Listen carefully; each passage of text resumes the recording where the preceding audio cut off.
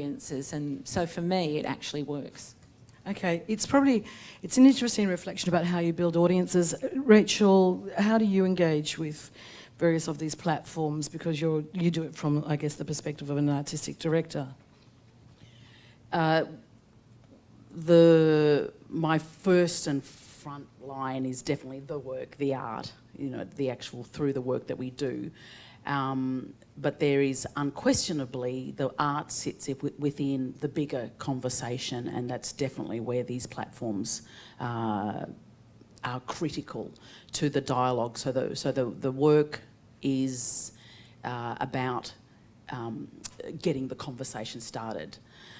So the Facebook, I mean, to be honest, I'm not big on the Twitter, all the stuff, but certainly there is such a kind of a powerful thing that happens with, and particularly as a direct follow-on from the work, is the sharing of stories. So often a lot of the communication is around people sharing similar stories or shared stories, or have some connection to those stories.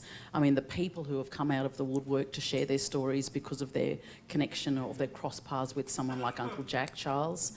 Similarly with the Foley show, this kind of mountain of stories that came out through these platforms. So it's very much about the ripple effect that happens outside of the work. It's interesting because all of you work in an environment which I guess we would call the information overload age, and each of you have, you know, I think a value proposition. Waleed, I'm going to hand it back to you. How do you create this particular value proposition for your audience in such a crowded space? There's so much white noise. You know, people have streams of information coming. How do you create that for yourself? And what is the value proposition that you're putting out there for an audience? Why would they follow you? Yeah, well, I mean, they wouldn't follow me individually because I'm not there to be followed, but they would follow my program, for example, or various things that I'm involved with.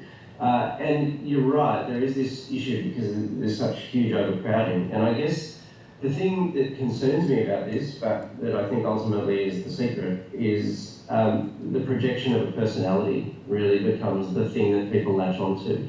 Now, I'm not a fan of that because I don't like that our public discourse puts that at the fore.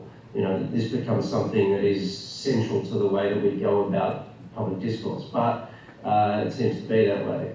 And I think this is also something that artists are going to have to think about and reconcile within themselves. Because if I'm following someone on Twitter, it may well be that all I really want is just to say that I follow them on Twitter, but it might also be that if I want to be rewarded by that, I want to see some element of personality that comes out. I want to see something that is beyond the work. Because the work I can kind of access.